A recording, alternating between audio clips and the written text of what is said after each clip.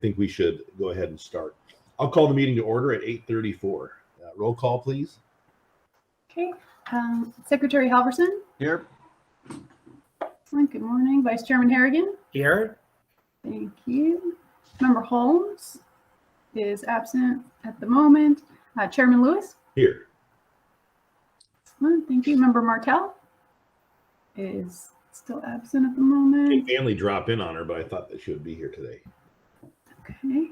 Member Siegel? Here. Excellent. And Member Sutherland is absent. So that is a quorum. We have 4. Okay, very good. Are there any notifications or changes to the agenda being required?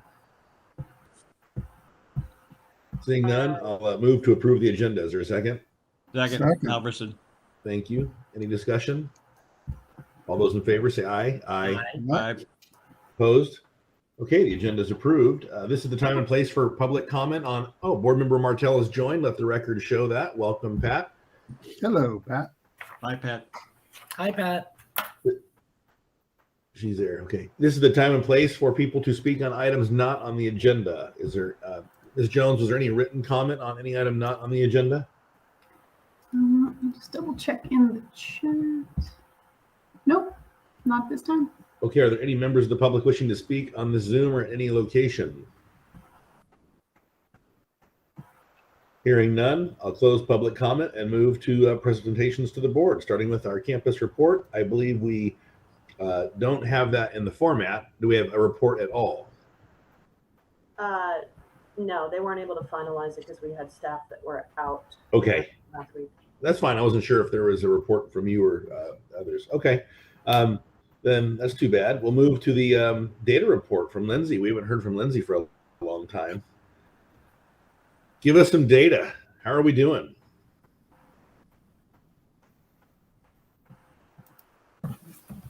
Hey guys, sorry, I was on a phone and on a computer. Can you hear me okay? Yes. It's my oldest's birthday, so he's like, watch me open presents, and so it's madness over here. All right, Liz, are you going to be my, thank you, Liz. So I'm guessing that's you. Yep. So we'll just do a quick, presentation on kind of some of the data. A lot of it you've seen before, some of it's new, so we'll just go real quick through it. The Resource Center attendance, as you know, we have opened up our resource centers at all 4 locations. There is COVID protocols in place, and the kids, the students, really are enjoying being back. We are seeing a lower than usual attendance. We're about at half, but they're coming, and a lot of them want to come, and a lot of parents want them to come, and so it's being utilized. So you'll see here that I have the number of seats approximately we have, and then how many are coming on the right-hand side. There's a Monday, Wednesday schedule that's different than a Tuesday, Thursday schedule. Monday, Wednesday has like on-site clubs, on-site courses, and then Tuesday, Thursdays is more of like a computer lab time for students who really need a quiet place to work. So we've opened it up for them for that. But the teachers, it's a pretty quiet time, Tuesdays and Thursdays, where Mondays and Wednesdays a little more boisterous. So you can see those numbers there. We're looking at the enrollment trends from year to year. I've started at 2018-19 on these charts here. You'll see that some schools are performing better than they ever have. Some schools are below, and North Valley is the one that we're really struggling with at the moment. You can see blue, which is this year for North in particular, is on the up. It's going up, and it's continuing to go up. Every week we get more and more enrollment. It's just at a lower starting place. You'll see that Riverside is higher than it's ever been at this time in the last 4 years. Bill, it does an amazing job at talking to the families, and also we have a new location. So we're excited to see Riverside continue to grow. Same pivot wide, he's enrolling every week, more and more students. So we're seeing an upward trend continue. And then, you'll see the upward slope for all schools. And that's good. That means we're moving up. So even if we're starting low, or we're going in the upward direction. Now we're looking at special education, and the special education enrollment typically mimics general enrollment. You'll see, some spikes here and there. And as a reminder, the weird hump in Pivot San Diego was when we had Talion close in the local area, and we got an influx of their students in the November timeframe. So eventually that you guys will stop seeing that hump, but that's still there because that was a few years ago. Here's the special education percentages. So this data is a little bit more maybe valuable. You can see this is the percentage of enrollment. So it's an average, right? Each year. So you can see for the last 4 years about what percentage of our total enrollment are students in special education. And as you know, we've always been high. We're always a little higher than the state. And some years we've been much higher than others. And you can see that, what the numbers are here. So we are averaging pivot-wide in the 20s of percent, which is higher than the state average. But we're not as high as we were in other years in some schools. So it's not like the highest we've ever seen. We're somewhere in the middle when you look at the last 4 years. We're also looking here at some other subgroups of students. Socioeconomically disadvantaged is the top one. It mimics the special education. It's the percentage of enrollment for the last 4 years as an average. And then the English learners. Some things to note about socioeconomically disadvantaged. Our pivot schools are always around in the 50s. Socioeconomically disadvantaged is a category that's determined by multiple factors, one of which is their income, but that's actually not the only factor. It also looks at the highest education level of their parents and some other factors that would determine that they're at a disadvantaged status. And then English learners, you'll see we are getting more English learners. This has been something that we've talked about for the last few years. Why are we not, what's going on with our English learners? And as a reminder, the state average is in the teens, and we're going up. And we're really excited to see these numbers because we have more Spanish-speaking staff. We're being more deliberate about including everything in Spanish.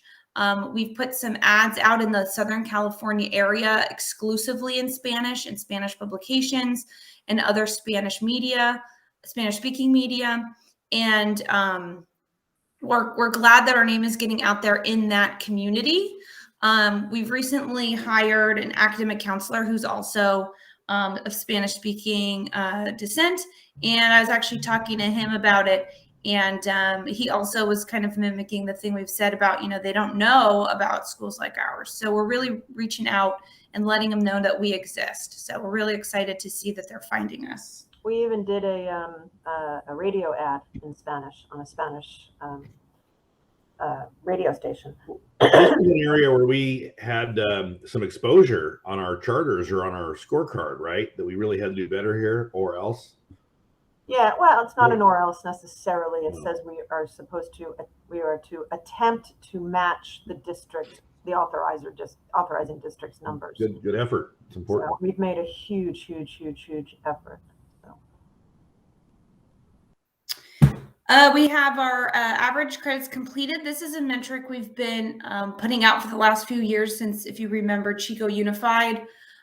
Really wanted to see some of this data like this. So we followed through and just do this every year. It's a really great data piece. What are the average credits completed for a student at Pivot who's with us for a full semester? That's what this is right here. A typical student at a traditional school makes 30 credits a semester. Now, as you know, those students who do 30 credits a semester typically just stay at those traditional schools. So they don't have a reason to make a change. So we're getting a lot of students who often get below half that, sometimes 0 credits. And then we are working our hardest to get them as close to 30 as possible. So while these numbers may seem low, it's actually a really big achievement for a lot of these students who have earned 0 or 5 or 10 credits a semester. And that's why they're coming to Pivot, is they weren't successful previously. So we're always trying to, get those numbers as high as possible. You'll see that Some of our schools get really close to 30, and we're continually analyzing how they're able to achieve that so we can duplicate it across the sites. This is still credit completion, but it's the percentage of students that are earning more than 25. So there's an average, and as you know about averages, your outliers can really affect your average. So let's look, at how many students are earning 25 or more. I chose 25 because based on our graduation requirements, if they were to complete 30 a semester, they would actually graduate early. Because we're slightly less than that, so we wanted to be a little bit more reasonable in our numbers. So we chose 25, which is closer to what's required for our graduation requirements. And this is a question. Oh yes, Lindsay, I have a question. North Valley last 3 years seems to be the one that kind of hangs lower. Is there a reason for that, or do you know? North Valley is a tough one. Anecdotally, we get a lot of special education students. That's our highest special education percentage. Those students really, struggle, and so we really have to help them. We have a lot of students that are affected by, things that kind of put them in tough situations. When I visit each site, I know that those students are trying really, really hard, but they have a lot more barriers than I've seen at some of the other sites. When their percentage was really high, that was when Chico, we were up for renewal, and it was like do or die. But I'll tell you right now, when you ask them to focus on one thing, that means other things might go to the wayside, right? So just because the credit completion was really great then means that other factors might have slipped. And I know like one of them was our internal diagnostic testing. So as we, ask them to do more different things, they aren't able to focus as much on their credit completions. But I think what happened is they did a big push that year for our renewal, and they really focused hard on it. And then now they're kind of back to their average. That, in a way, doesn't make sense to me. I mean, that they made a big push for credit completion and then they didn't. No, it's like that was their uber focus. That's like every choice that they made was toward credit completion. Like we got to get our credits up. The lens was credit completion, but because of that, I'll tell you right now, the participation rates on our internal diagnostic testing were low that year for North Valley, because and ironically, so were the assessments. So it's like you would think if their credits were higher, there would be more growth in assessment, and there wasn't, which was interesting, and that's as important. So it's just finding that right balance. We have to show growth on overall knowledge of standards, and again, you would think that finishing more classes would result in better assessments, but it just didn't. So they're working on it. Yeah, and that's what we have to figure out is we don't want to hurt other parts of our program by focusing only on one thing, so we're constantly, we want everything to benefit. No, but I think it's worth noting that is pretty low, and it's not a good trend on enrollment or credit completion. I mean, I think there's academic progress must be shown, and isn't this one of the key indicators of academic progress? The kids are moving through the grades and are moving towards a diploma, which is always our goal. Yeah. So, yeah. I mean, that I appreciate it noting, and I'd like the staff to keep note on it. And I would expect to see some serious improvement in fall 21 and spring 22, or I think this site has some concerns. Yep. Yeah. And they see this data, so. It just occurred that like at beginning in, I think, 2020, spring, I guess it was, the drop off from the prior 3 years is huge, and it just kind of stayed there. So I just I heard a lot when we saw the drop off in the fall of 2019 for the next year, we asked the staff, and a lot of them were saying, the kids pushed really, really hard, and then they just like got exhausted. Like, I don't know how else to explain it. Like they pushed them, and then it was like it was a lot on them. So we're trying to find a good balance where we don't over push them, but we still have high expectations and still see them earning the credits that they need to earn. Any other questions on credit completion? Kevin? I'm just wanting to be sure I understand kind of Jana's comment as well. So there was a focus on credit completion, which then the teachers stepped away from doing consistent formative assessments during that time. Is that what you were saying, Jana? I'm not really sure if I understand, because it would seem to me the formative assessment process guides the teacher in presenting information to the student to help them then assess properly on a summative assessment in order to gain credit.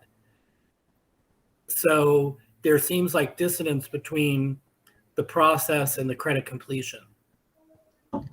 Yeah, we had fewer students actually. It wasn't the formative assessments, it was our benchmark assessments. We had fewer students participating. You know, again, the kids also, it's not just the staff, it's the kids are like, wait, I credits, and I'm doing all my assignments, but now I got to do all these assessments. And we had fewer participants, and we can't force them to do it because we're independent study. And so those rates went down. So it was the benchmark assessments, which are truly equal with our credit rates that we look at, as far as showing that the students have to the students are growing, you know, are making progress. So it's credits and the assessments. So we just have to find that balance for them. All right, thank you, Jana, for clarifying that it was the benchmark assessments. Yeah. And Teresa asked, did the fires have an impact? It did. We had a lot more homeless students, and we still do. It's a higher percentage of homeless students there because people are doubled up and tripled up still in that area. But it's hard to objectively measure the impact of that on credits and assessments. Well, let's move on. But either way, I think you have seen the board is concerned at the performance in that area, and I trust that you'll talk to the key staff people about it. Thanks, Liz. Any other general questions or anything you guys would like to see? Was that the end of your presentation, Lindsay? I guess so. Liz just popped right out of it. I didn't mean to end your presentation. I wanted to move off that slide. Yes, it was the last slide. There were 8. Well, we're keeping tabs on all data for the LCAP and other things. So you guys will see more data in January. A lot more data than this. This was just a quick presentation. Yeah, to remind the board members, January is typically where we get a really good data dump, get a really good perspective on the school as we set our focus for the next couple of years. So Lindsay, you'll have your work cut out for you between now and January, but I appreciate it. Nice to see you're still doing good keeping for us. Thank you. Thanks, guys. Yeah, we had originally with Lindsay's presentation had a lot more benchmarks towards our LCAP in there. And we said, you know what, we'll have better data in January, and it's more important that we do it for the strategic plan. So we opted to not do that. Okay, very good. There's no questions of board members. I don't see any. We'll move on to our financial presentation from Liz. Go ahead, Ms. Jones. Thank you. All right. Good morning, everyone. So today for the financial presentation, we are still straddling fiscal years and still reporting on the fiscal year which ended in June. We do have the unaudited actuals for ratification later on the agenda as well. And we still have the audit in process. So we'll be hearing about fiscal year 2021 for a little while still. So I'll give you an update on where we are with that. And then updates for this current fiscal year and the revisions to the forecast. As you can imagine, based on the enrollment we've seen, that's kind of different than what we expected. We have made quite a few adjustments. And so also just to highlight here, there's lots of funding, especially one-time funding related to COVID, and we're going to talk about how that impacts our forecast as well. So starting off with a recap with the unaudited actuals.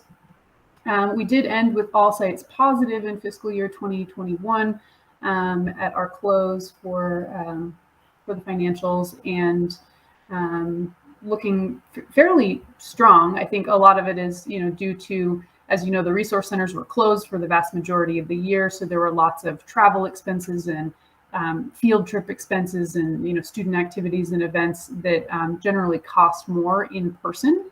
And, for transportation and things like that. So quite a bit of expense that, we moved elsewhere, but it just didn't, kind of balance out to the same dollar amounts. And so this year we are seeing those expenses increase again, kind of back to more normal levels since we have our resource centers open. Balance sheet here. At the end of the year, we did have, large amounts of revenues, which we had not received yet because of the state deferrals of our principal apportionment revenues. And so that is the other current assets. This light blue section is largely accounts receivable, waiting, revenues we were waiting to receive. And then also our long-term liabilities, just to note this orange section, this was the PPP loan, which was still listed as a liability because it was a loan. And as of June 30th, at the close of the fiscal year, had not been officially forgiven. Since that time, we have finally gotten our official forgiveness letter from the SBA and Bank of America. So good achievement on that. It took lots of follow-up with them actually, but we finally got it pushed through and everything looks good for that. But that will hit the books in this current fiscal year. So it will not show up for fiscal year 21. Thank you. A reminder on the audit process. So we do have our new auditors this year, first year with a new audit firm that you all had opted to have a contract with a different audit firm this year, which I think was it's been a great opportunity to kind of see different perspective on things. Obviously, all the auditors are working from the same audit guide, but just the ways that they do their testing kind of vary, and some of the things that they want to have conversations with us about, and kind of learn more about how we do things. Liz. Yes. Good luck. Thank you. They have different rules and they interpret them differently, wherever it is. So good luck to you. You're way more cheery for a finance director going through a first year of an auditor that the board made you select. Yeah, well, I think Jana and I were a large part of presenting that information to you, and so we were very happy that you did select the audit firm that you did. They've actually been very, very responsive and communicative and good to work with. So it has been a pleasant experience, as pleasant an experience as an audit can be so far. Liz, are they listening to this conversation? That's why you're listening to them? Or? They're not, but okay. Well, good luck to you, because I've been through this and sometimes it's a pain in the neck. So yeah, I used to always greet them by saying, I hope you find something because I'm paying you a lot of money. So I told really the opposite. I paid you a lot I of really money. look forward to learning with you. And of course, I don't believe we have them, but Associated Student Body Accounts was always the nemesis. So yes, and but at this point, I'm very grateful we don't have those at but framing them as hope you do your job and find something kind of shifts the perspective. Definitely. And they have, like I said, have, asked us sort of different questions than we've had before from auditors, and have kind of wanted to ask about, certain practices and procedures and ways that we do things, that have been very, very helpful in terms of helping us be, as tight as we can running a tight ship. So October obviously is now done. They're still, doing some final testing this month. We do expect to have a draft report in the next couple weeks here. So far on the timeline, even though there is an extension on the audit report filing deadline, currently our auditors don't think we will need to utilize it. So we're still shooting for the traditional December 15th deadline. But if we do need to utilize that flexibility and the extension, then we will let you know. But we'll hear more about the audit report at the next meeting. Okay, any questions about fiscal year 2021? I don't Okay. see any. Keep going. All right, so for this year, as you saw in Lindsay's presentation, enrollment is not quite what we expected, and especially in the Northern California schools. So here we have a comparison of our budget versus our current revised forecast. So the first number in each of these lines is the enrollment number, and then the attendance percentage that we're expecting, which would yield the total ADA, which is what we get funded on, average daily attendance. And so you'll see in North Bay, there's quite a significant drop in the number of enrolled students that we're now forecasting, and the ADA drops quite a bit. Same with North Valley. That makes up the bulk of the changes and the decreases in our enrollment forecast. San Diego's coming in a little bit low, but not incredibly low. Riverside is actually, despite having a slightly higher enrollment, their attendance percentage is not quite what we had expected it to be in the first couple months. So we dropped that down to be a little more in line with what we're actually seeing. And so overall, their ADA is very, very close to what we had originally budgeted. And you'll see in the next couple slides here that North Bay and North Valley, in terms of just finances for the year, they're the two sites that are a little bit more precarious. If I could just anecdotally let you know that enrollment at all charter schools, most districts, and our colleagues that are non-classroom based or independent study charter schools are way down in the state. I've been attending panic meetings lately from people. I mean, that very, very large organizations are down 50% on their enrollment, and everybody's trying to figure out why. It's not in line with the number of families that are leaving the state of California. So it's not all that, even though we know that there's a mass exodus. And part of it is at a meeting I just attended last week. The percentage of students who are doing what they call a public school affidavit, or there's a form that they refer to it by, but basically where the parents just submit and say, I'm homeschooling my kid, and I'm now a private school affidavit. I'm now a private school, and I'm homeschooling my student. Went from 20,000 in the state of California in prior years on average to over 60,000. And we do think that that's a huge part of it. So it's really interesting, and I'm very pleased with our enrollment based on some of the numbers and my colleagues that are panicking on enrollment. So this is on trend or better. Yeah. You know what else is interesting? When the mask mandates come out, I guess that'll now be in January. Our school district had a bunch of the parents had a sit-out day or something. I thought it was kind of stupid, but whatever. They did the sit-out day, and 35% of the district sat out. So there could be another one of these in January, because our kids are masked. You have to be. So, and been vaccinated, right? We'll have that issue in January. So this should be very interesting. Yeah, it may not happen in January, but the verdict is still out. But yeah, it'll be at least by next school year. Yeah, so thanks for that context, Jana. This is, despite being, a bit alarming, it's definitely, not something that we are alone in, and we're actually doing much better than many other schools that we kind of communicate with. What does this mean for our staffing, though, then? This would mean that we're... That's a very good question. Quite overstaffed. Yes, but, and I will address that a little bit later in the COVID funding slide. Okay. Yeah, so fortunately, we are okay on staffing. So for this year's finances, the changes to the operating income overall nets out to be, not very large, but you'll notice this drop in the ADA forecast is pretty substantial. It is largely accommodated by the PPP forgiveness, which hits the books as an income or a revenue source this year. So that is a one-time thing that will not be on next year's financials. So you can see, obviously, structurally, there is an issue here. However, we do have lots of other one-time funding sources. That's what these ones are. This EEG one we'll talk about a little later. It's Educator Effectiveness Grant.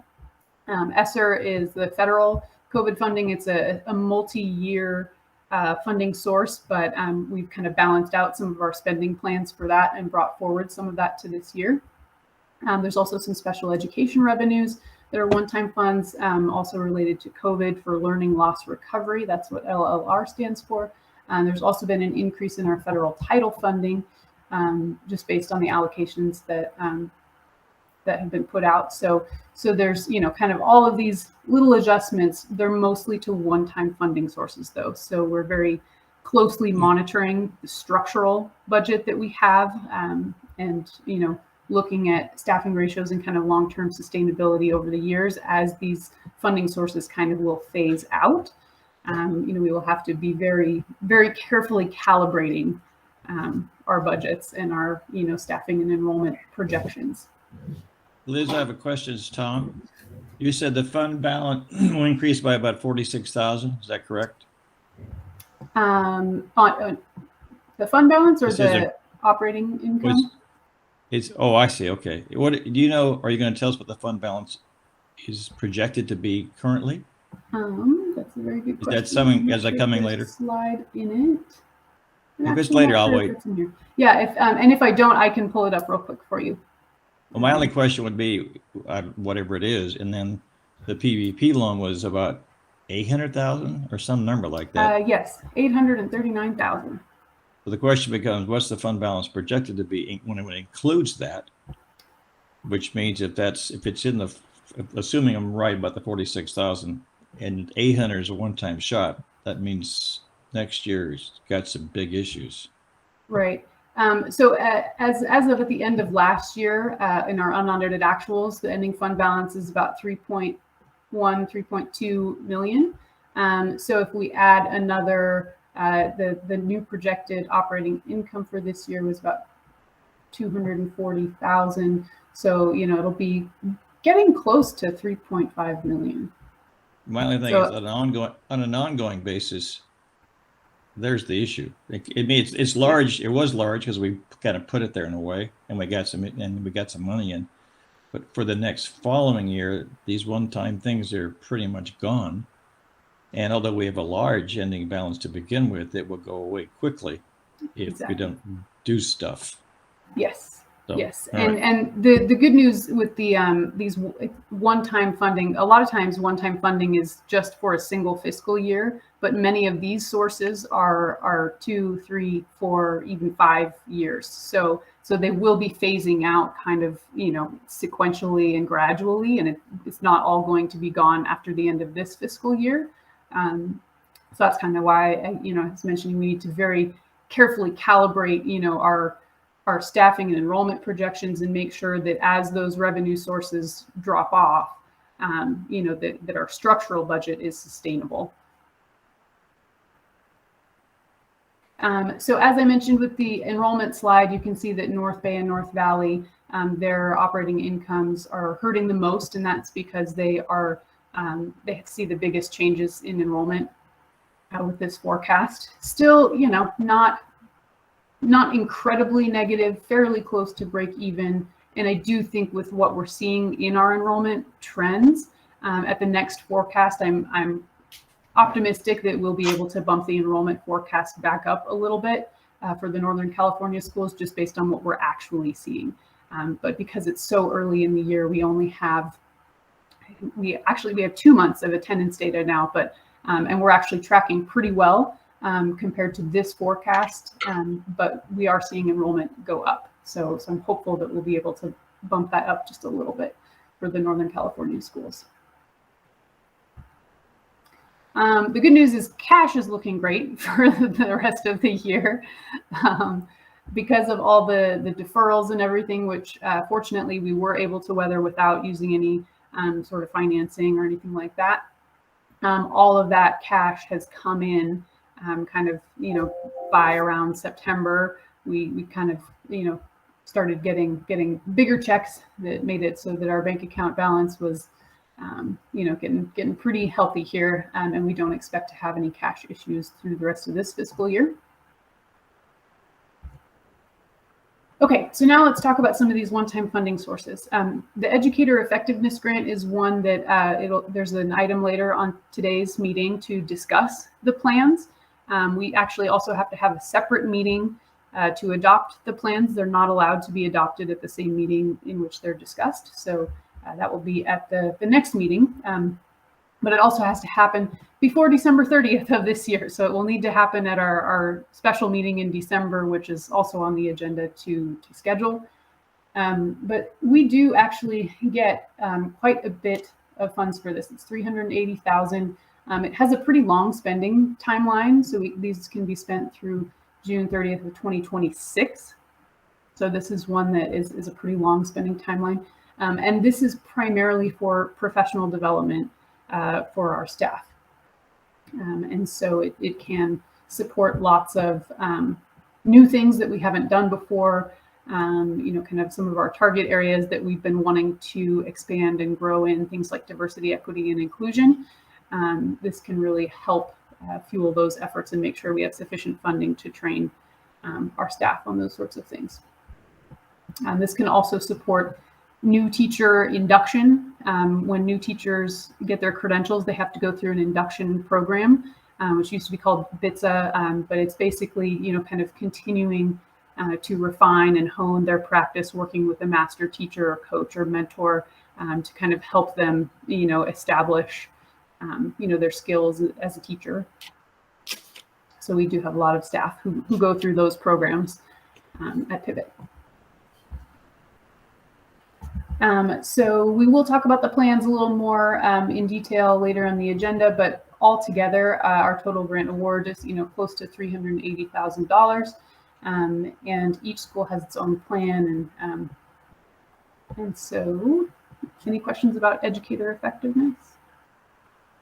This one was kind of a tight timeline. The state only published the allocations in late October, and yet they're requiring everyone to discuss their plans at one meeting and then approve them at a second meeting, all before the end of December. So a lot of schools are kind of scrambling with this one. But questions? Okay, I don't see any. Keep going. Okay.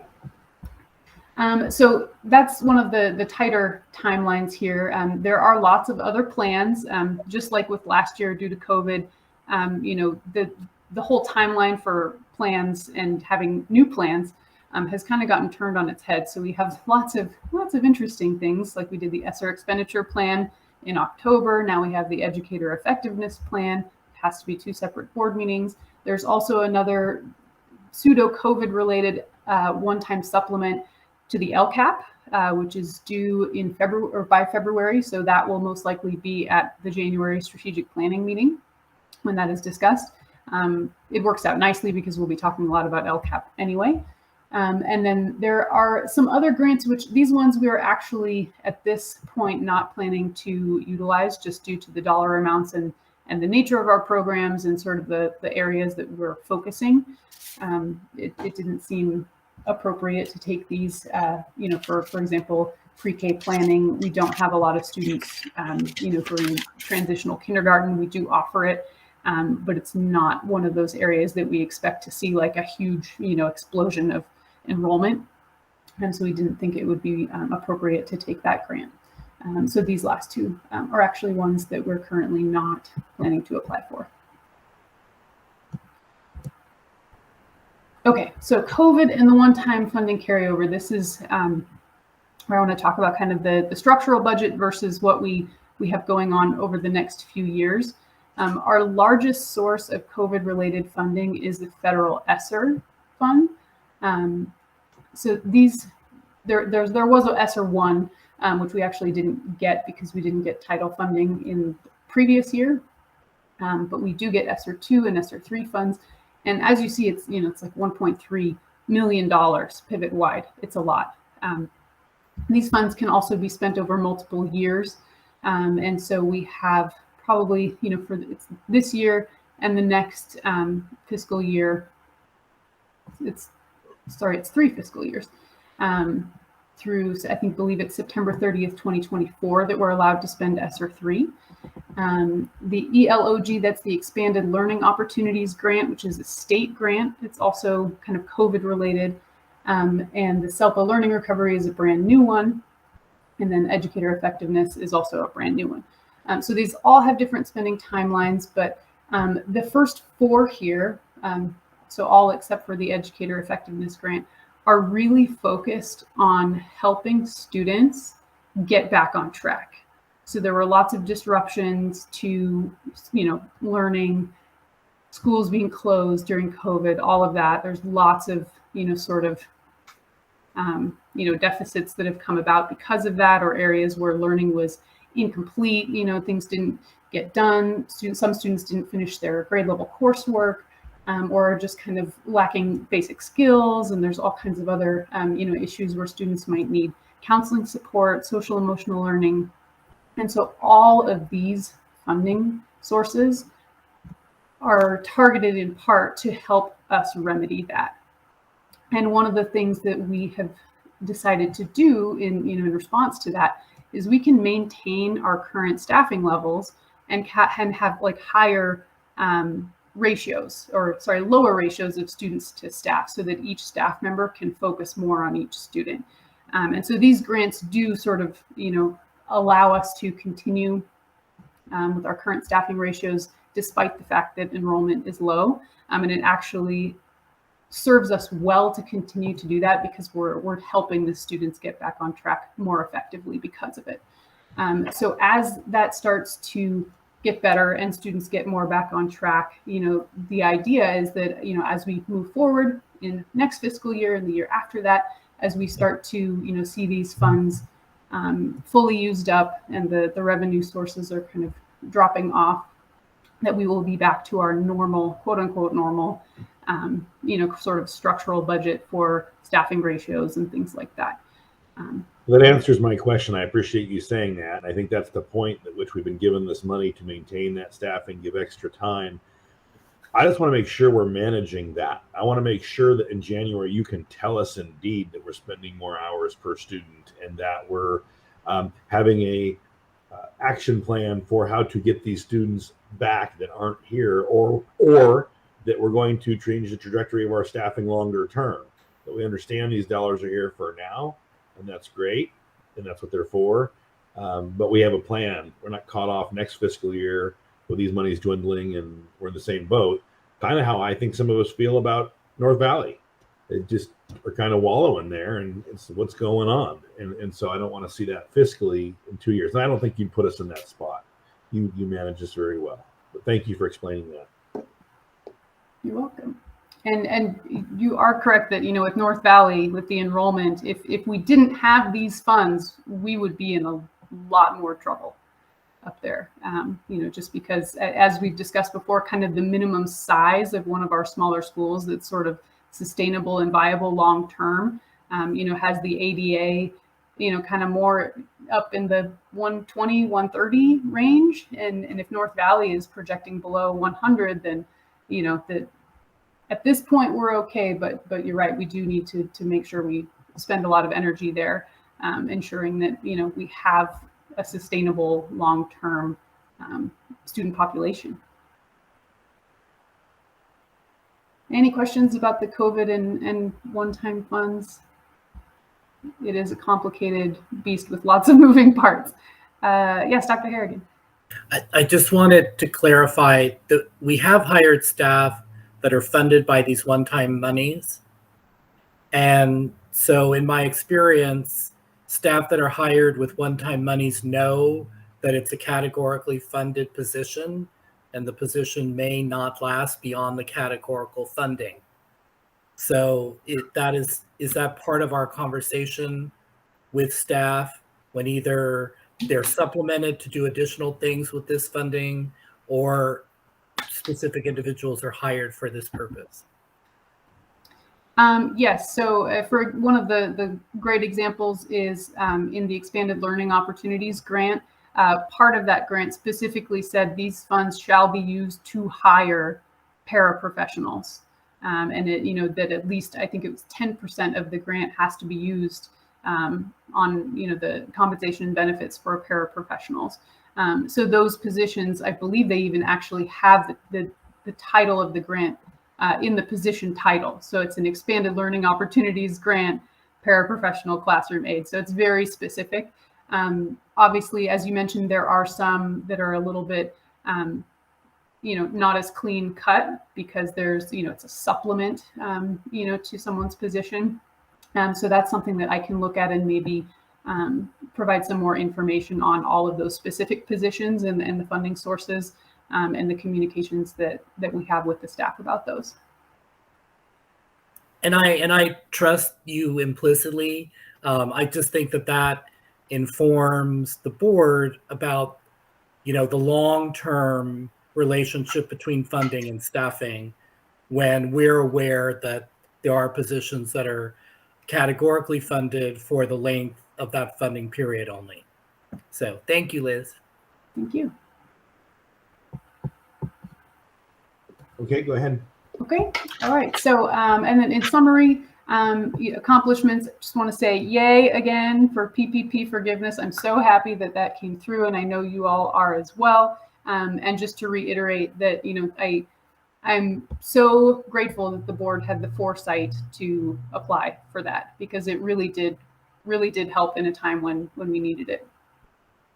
As I agree. That's off to the board. I thought that was one of our better discussions. We really thought through that and looked at the data and the options, and that was a very important decision. Yeah, and it was just, the timing it couldn't have been better. It allowed us to retain all of our staff and not have cash issues when a lot of other schools had to look into financing and things like that with the deferrals. So it served many purposes. So coming up, we'll be finalizing the educator effectiveness plan, discussing that later today, and then adoption at a subsequent meeting.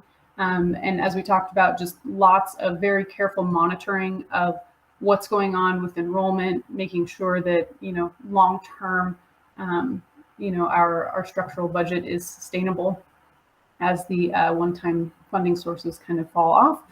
And then also, I just want to point out we're also paying close attention to our federal spending over the course of the next few years. We're having more federal revenues than we've ever had before.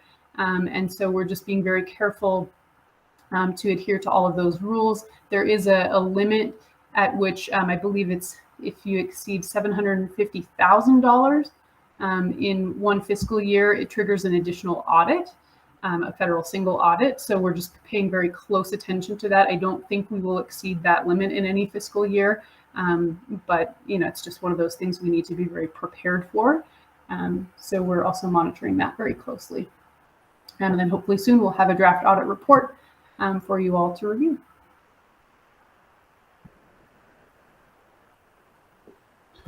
Any questions on any of the financial report? Excellent report as always. I'm sure Dr. Halverson may have some wisdom to impart. No? I couldn't even bait him. All right. So looks like that's a great report. We're in good shape, but we definitely have some charting to do for the next fiscal year. So I appreciate that you can help us through that. Thank you. Okay, seeing no questions, I'll move on to the Executive Director's report. Ms. Gaskell. Okay, thank you all. It's good to see everybody. All right. We're going to talk a little bit about the LCAP and where we are in the LCAP. Not a lot of the data, as I mentioned. We're going to save that for the strategic planning that we hope will happen. Staffing, again, along the lines of some of the questions you asked about the one-time funds and where we're at in staffing for those fundings for the revenues. Our WASC accreditation, and we're going to hopefully get some feedback from you about what you want to do with strategic planning.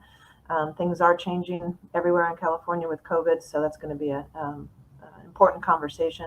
And then also a facilities update. So LCAP, there are, last time we went over the LCAP, there are some goals that we are meeting, and there are some that were not fully implemented yet. And so we just wanted to give you an update on where we are with meeting some of those goals. The LCAP goals or actions have been updated and we're expanding them, and they are in progress. So these are some of the ones that are specific to the LCAP that we weren't, fully implementing last time, that we are now in much better place of fully implementing and making sure that we're meeting our goals in the LCAP, particularly our reading and literacy specialist.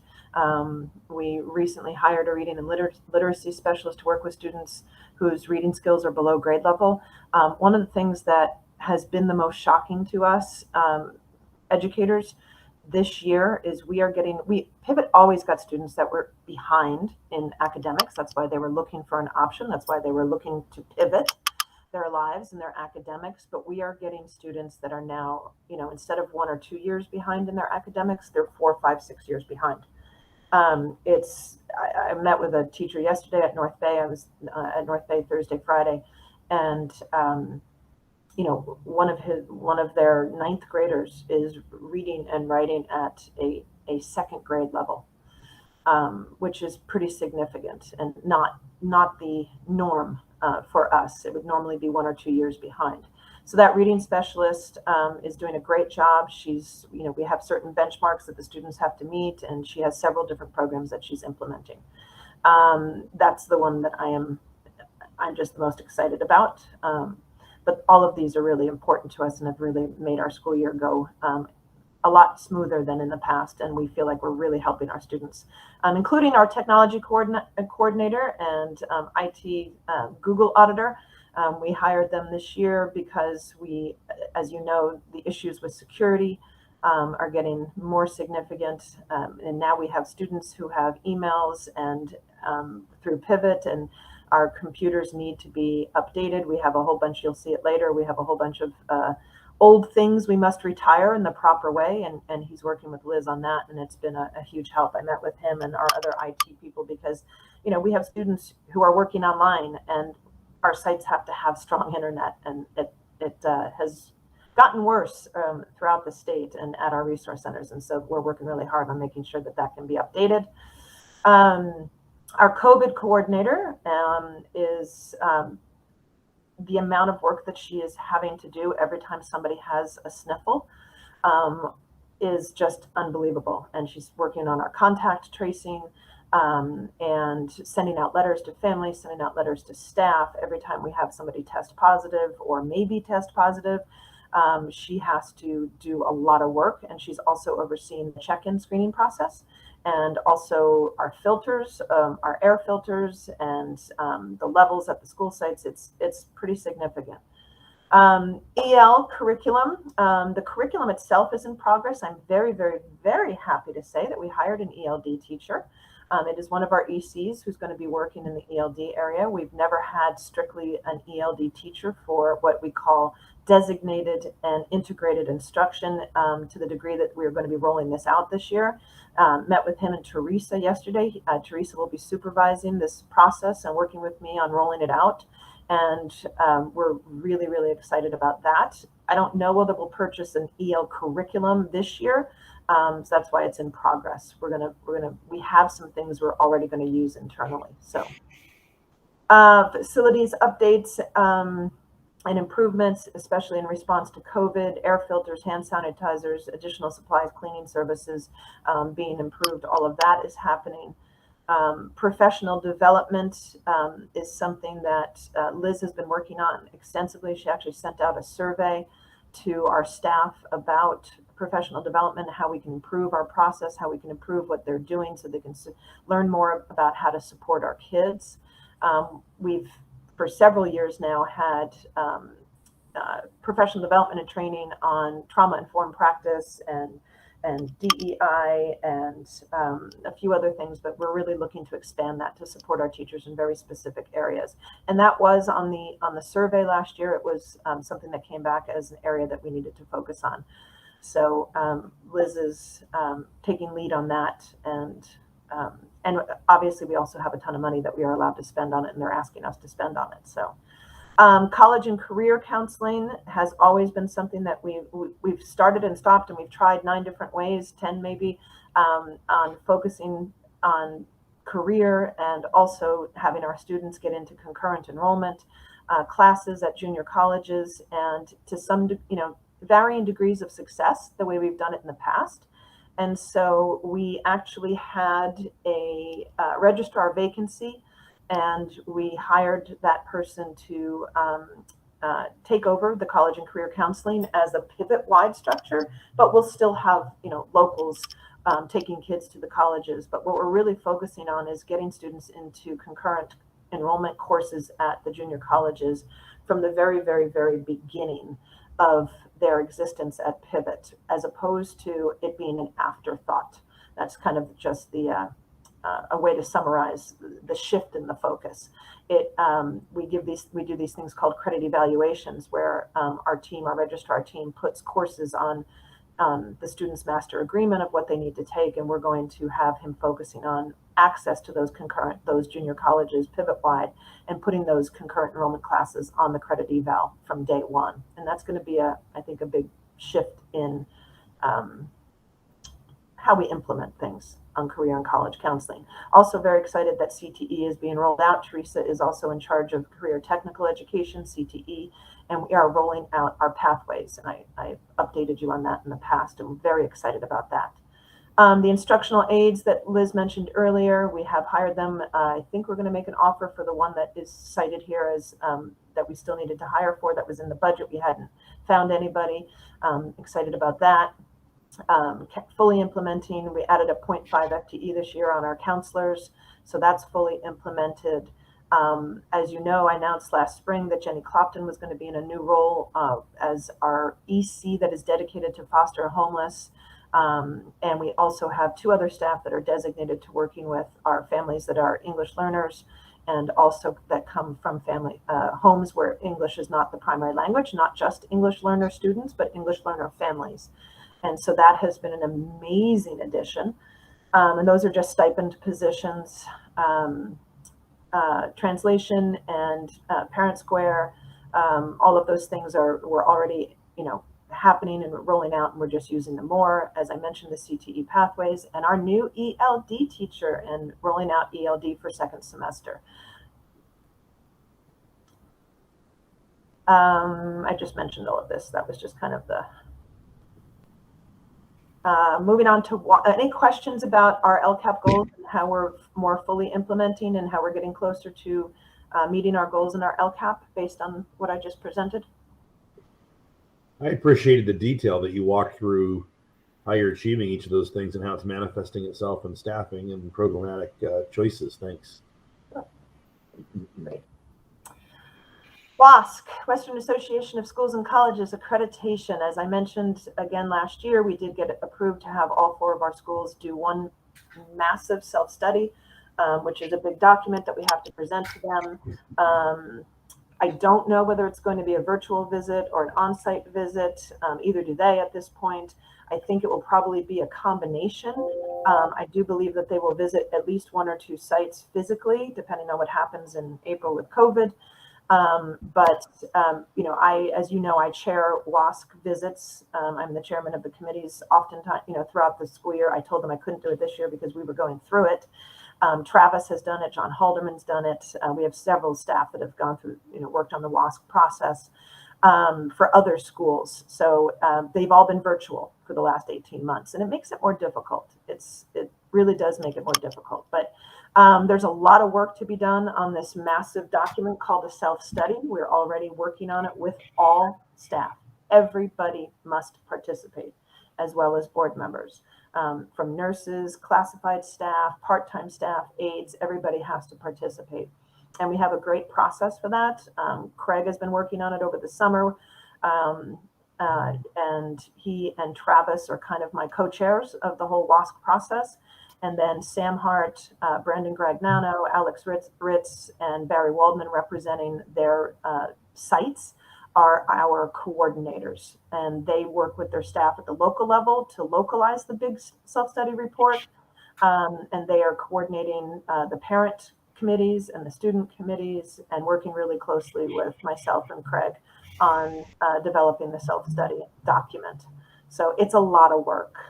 It's a lot of work. So you all will be obviously provided a copy of the self-study and able to ask questions and chime in on and make recommendations in advance of us submitting it to them. But your job really will be, as a board, to meet with the WASC members, again, whether it's virtual or on site, in your locations, as they are asked to meet with you all to get an update on, oversight and accountability from your perspective.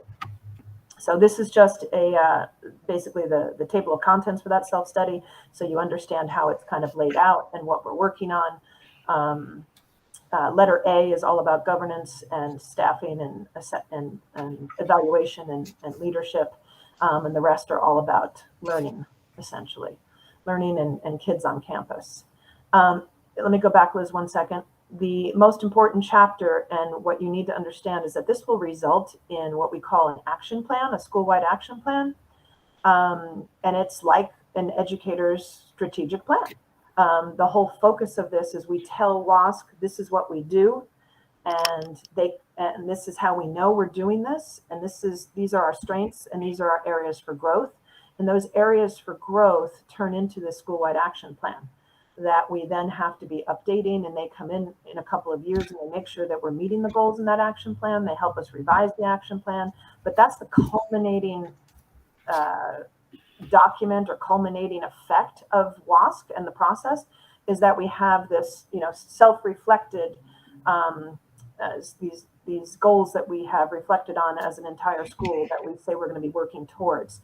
So is it redundant with a strategic plan? No, not necessarily, but the WASC action plan should certainly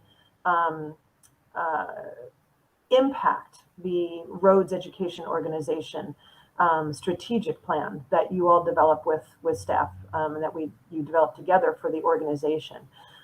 So we will have it done in April. I'm just putting that out there as we move into the next slide, which is talking about our strategic plan as Rhodes Education Organization. WASC, again, that will result in the educators' sort of strategic plan about what we need to focus on academically from a third party, basically coming in and observing us and reviewing us. So any questions about WASC before we actually have you guys give me input and feedback on strategic planning? Well, Steve, go ahead. yeah. So just my concept of WASC plan versus a strategic plan is the strategic plan is really the horizon, is the point B. And the WASC plan is the steps that get us from point A to point B. And I think that they need to go hand in hand. I think that the best accreditation plans are ones that have a strategic plan that's pretty well defined. So I'm not sure exactly how the timeline will work, but in my mind, that's how I sort of look at these two things together. Yeah, absolutely. I agree. Well, and building upon what Steve just said, I would advocate that the LCAP is actually driven. The LCAP is developed by the same drivers that you spoke to in regards to WASC. And historically, WASC has been with us longer than the single plan for student achievement, and longer than the LCAP. So in many ways, the LCAP and the new SIPSA are very much, they look like WASC. And then these other program plans are coordinated with WASC. So in complete agreement with what Steve said, I think that we also, I'm sharing that we don't have to be redundant either, that we've done such an excellent job, as you just presented, Jana, with the staffing model and the articulation of who we've hired, why we've hired them, and the data to support that. That all works in concert with what we're doing and the outcomes that we're reaching. We also, as charters, have our charter application process is another process that a non-charter school does not have to go through. And so our charter I believe, one of the things I've greatly learned from being on this board is that the charter application process, in concert with LCAP and the SIPSA, are just really the foundational work for doing the type of specific site and student-focused plans that Steve was speaking about in WASC. Yeah. So I think that I'm also advocating that we've done quite a bit of the work already, and we can build upon that. We don't have to redo much of the work. And we've also improved our whole data gathering and data analysis process. So I think we're in good shape going into this. Yeah, thank you, Kevin. I agree. And we always forget that we have multiple taskmasters, so to speak, with the charter document, which, yes, reflects, a whole set of other criteria, and the LCAP and the SIPSA and WASC, and we do try to bring them all together. And if you guys remember the years where we didn't have as much data, and we had board members really, really pushing for more data, and now we have so much data. You're right. We're in very good shape. It's kind of exciting. So thank you. May I just make one cheeky observation, which is that I'm always amazed that we actually educate any students whatsoever, given the number of reports and entities that we report to on a given year. So congratulations to all of you who dive in and write these darn things, because I hope that the recipients actually read them. Thank you all. It is unlike any industry. I've learned a lot about that too, being an I know we have professional educators here. I just am amazed at these reports that are required. I agree. As a note for our strategic planning meeting, as we're looking at this and how it ties into these reports, that's a terrific discussion from the board members. I think the last few years, our planning meetings, well, we didn't have one obviously last year, but prior to that, we've had these literal fires and other issues that we've had to deal with for the last 4 to 5 years, whether it was Shasta Anderson or fires or rechartering and so we really have stalled. And Steve, I'll speak more to your specific comment, a true strategic planning discussion of strengths, weaknesses, opportunities, threats. It's been years since we had one. And when we did, we really looked at what is a pivot student? Who should a pivot student be?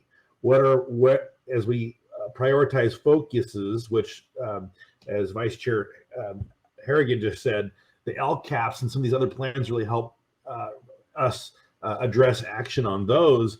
But the higher level, what is then that focus, and how are we tooling and staffing for that to achieve success there? And so we have not had those types of discussions for a while. And I would like to hear from board members. I'm not sure, Ms. Gaskell, this is the point, but if the board and even you as our leader are open, or is this the appropriate time to have some of those discussions in January? Because that will certainly inform me as I work on an agenda for us all. Can I hear from some of the board members on that?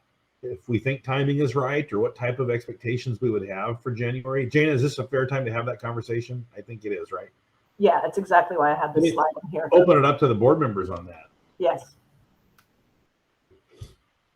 Well, I, for one, would love to do this. I think strategic planning is so important. And I think the only real way to do it is to be in the same room. I say that being one of those people who is really cautious about being out and on an airplane and in an airport, but I have not done so the last time I was in an airplane was for my last pivot meeting a year and a half, almost 2 years ago. So, but I think we should try to do that, and I will make every effort to be there in person. Could we do it in a place where you don't have to fly? I think it would be helpful to assess board member comfort. That's very important, because I think it needs to be in person too. And I could find a location that's outside where you didn't have to fly. Under 361, which we have on our agenda, we still have flexibility in how we meet. We can still do these on Zoom for people to see them, even though we're present.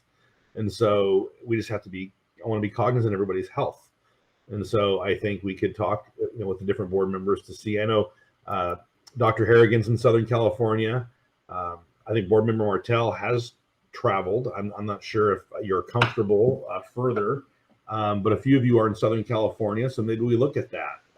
But I definitely welcome that dialogue from all of you. Well, I agree with Steve. I think there's enormous benefit to everyone being gathered in one place and having a robust conversation around these strategic issues that we're facing, and sort of, really brainstorming ideas and providing staff with feedback. So I would I would support us being in one location together. I have traveled recently, so I made my first trip ventured out of state to Portland to a conference. So I'm comfortable with traveling, if need be, down to Southern California if that works better for the rest of you. Otherwise, I'm glad to meet here in Santa Rosa, which was I was planning to meet today, but something came up. So either way works for me, but I think it would be a good idea if we were to be able to be together again. I would agree with that. I think getting together, we have traveled a little bit. I would have to probably be encapsulated in plastic before I could leave the house, because she otherwise would tell me not to come back. I have not been to a football game, Jim. I want that noted. And I have season tickets, not to a football game. The university even offered to buy me a lunch in the really fancy seats and everything. Free. SC, free. I have not gone. Well, I hate to tell you, you're not missing much But this I was season. told, wait a minute, I was told if I went, you will find a post office box that I could live in. So therefore, but I still believe the meeting is appropriate. We should do that. It is time to sit down and kind of just let, and be so impressed by our staff, which is beyond comprehension to me. So I would agree, being together, I think January makes sense. Those dates actually worked from a scheduling viewpoint, but in any case, I would agree with you. Kevin, are you open to that?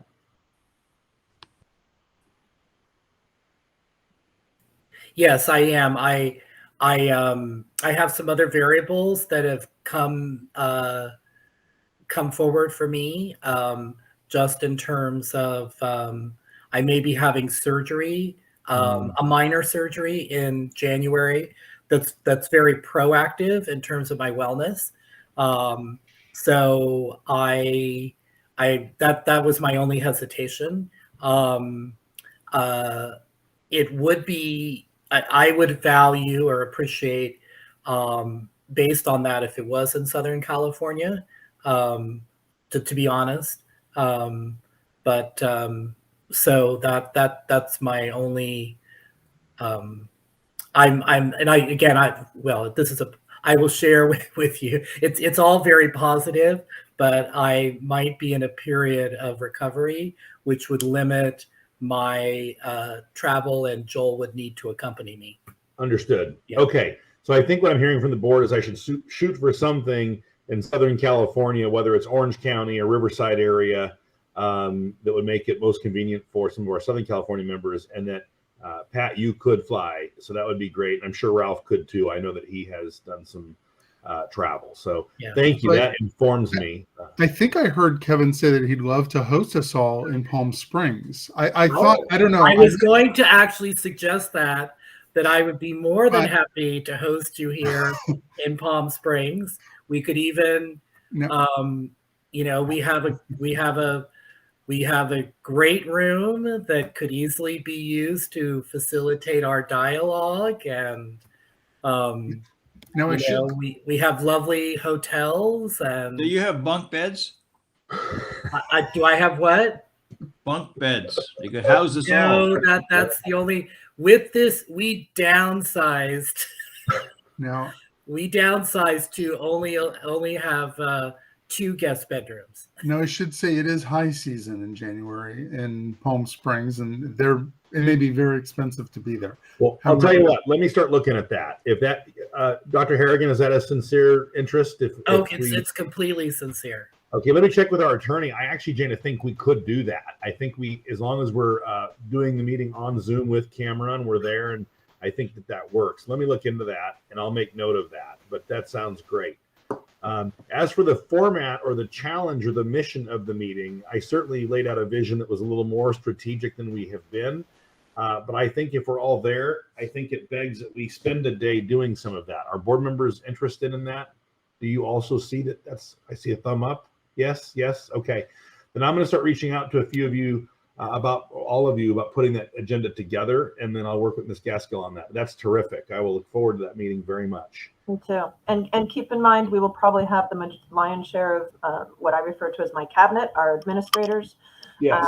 at minimum, and maybe even teachers. But it's a larger group than ever in the past. So we may not all fit into your. I don't know. We may not all fit into Kevin. Oh, we'll get a hotel and something else. We're definitely gonna have a reception at the house, to say the least. Yeah. Absolutely. Yeah. All right. And That's great. I'm excited. This is awesome.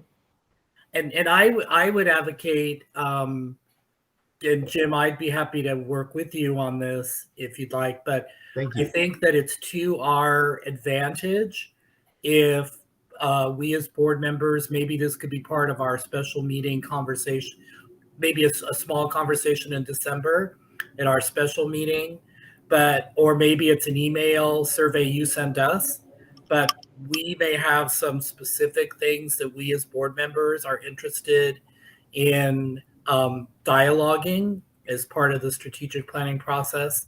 And also, I always value getting data prior to the strategic planning meeting so that I'm coming to it with a very informed stance.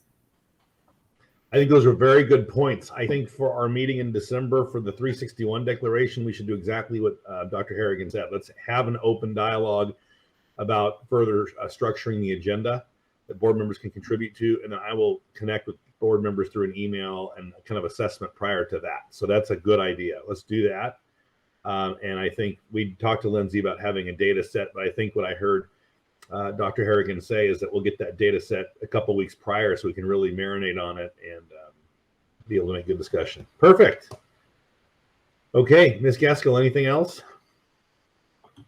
Yeah, there's a quick facilities update. I also sent out in my executive director email report, my monthly report to you all, a little more information. We are still working on having Pivot Riverside's facilities being repaired for break-ins. It was really, really difficult to find any contractors that wanted to do a small project. But that is moving forward. Actually, Rachel, our COVID coordinator, who also serves as an assistant to lots of us, has been working on that because she's in the Corona site there. So that is moving forward, thank goodness. It looks really bad on the outside. It's really been a thorn for me because we have plywood on the outside of the building facing the main road. But clearly it has not affected enrollment, though. That's good. We have 2 pivot-wide employees. You know, if you remember, those of you who have been around with us for quite a while, and it's actually almost everybody now, we have that corporate office in Chico. And the reason why we have that corporate office in Chico is because we've just had most of our pivot-wide employees hired out of the Chico area, not intentionally. It's just where the best employees were. And they were originally in the school site facility. And then as they grew and we needed to use those spaces for students, we moved them over into our corporate office and pulled away, address and everything with our corporate. We now have pivot-wide employees at our new Riverside site. Wasn't necessarily intentional. We did actually not build a space labeled an office for these employees, but we're using a classroom. I'm saying this to you simply because if we continue to hire people that are pivot-wide out of any of our facilities, but out of Corona specifically, we may end up looking at possibly down the road having to rent office space for them or look at some other options. I just wanted to let you know that we are down 1 classroom because we have 2 pivot-wide employees using that as a shared office space. Pivot North Bay's beautiful floors look fantastic. Except, as you know, we had the roof leak again. I was there, again, Thursday, Friday. It bounced back amazingly. Like, in other words, you really can't tell that we had a bunch of 3 inches of water everywhere, except where there's a big plastic in the front of the building where it's all the water came in and the wall is gone and we have asbestos issues and things like that happening. We had Abigail, Titus, and Liz and Corrine Paulson working literally over the weekend as the water was pouring in and taking care of this and getting on it right away and making sure that ServPro came out and did what they needed to do. Again, other than the big wall mess that has to be done, and I think I saw an email flying around yesterday while I was at North Bay that because there's asbestos involved, the landlord is actually going to be taking lead on that, which is great. But it looks good. We don't have the baseboards need to be replaced, so it doesn't look perfect yet. But the floors look good. They withstood it. Corrine, Wow, that's incredible. Corrine actually did an amazing amount of work on getting us all of the bids for our floors and our windows that never opened that we wanted to open. These windows at North Bay have never been able to be opened, and so we replaced all of those as well. It was so nice to be in the conference room yesterday and be able to have some fresh air.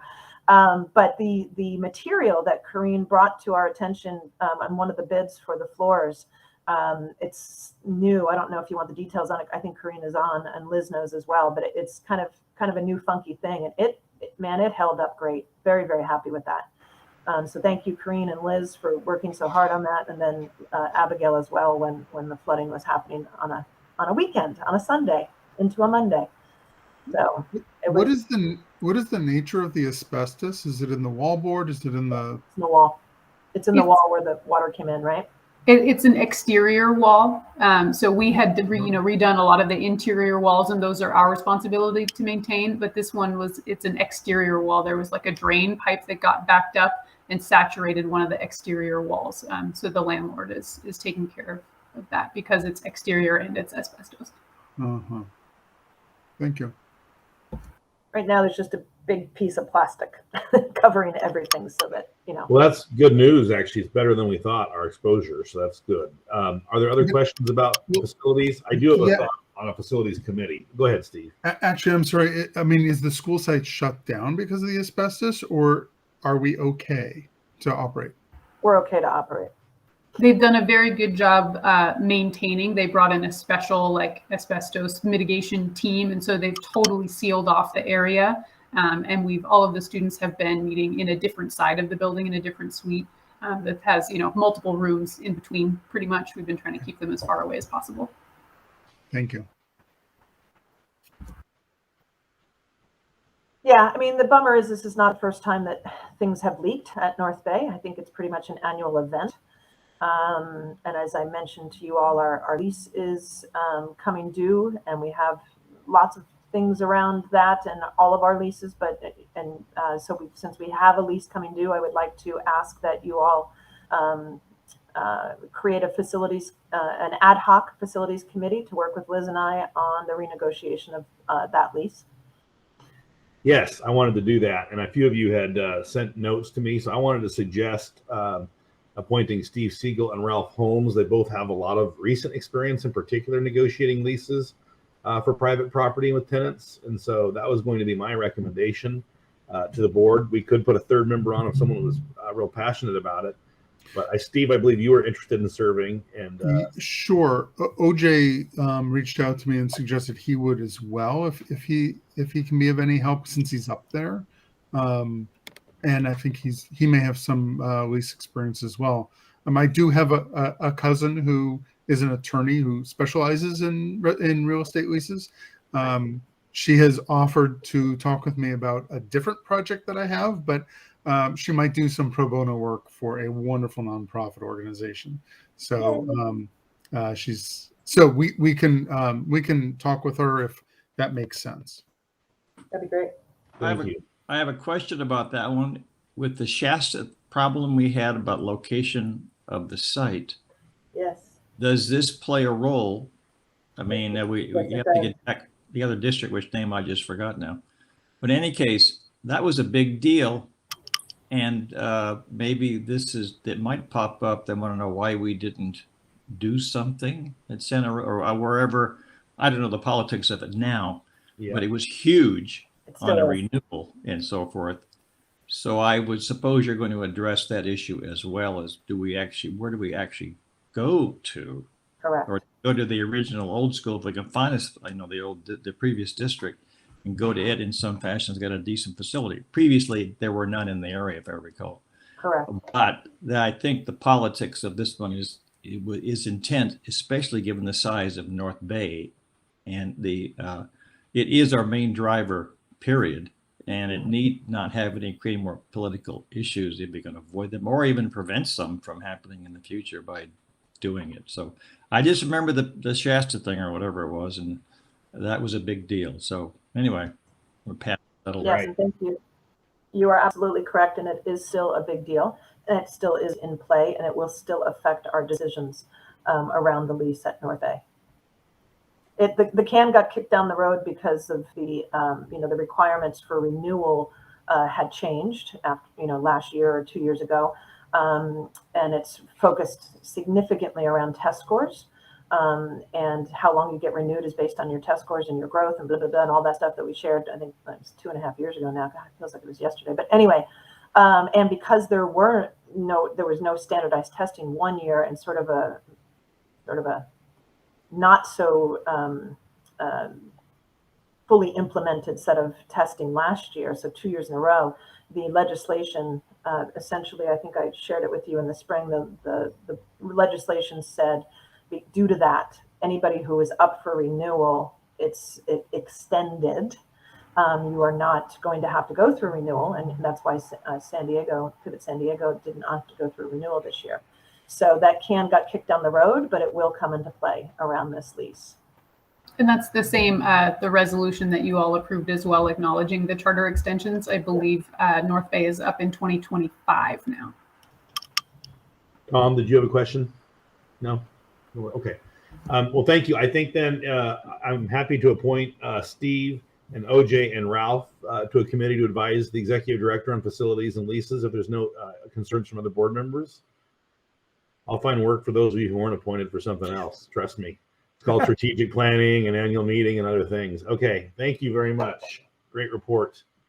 Okay. A lot going on. So we'll move on to our discussion action items. 4.1 is AB 361, open meetings and teleconferences, our monthly determination. Liz, do you want to provide this report?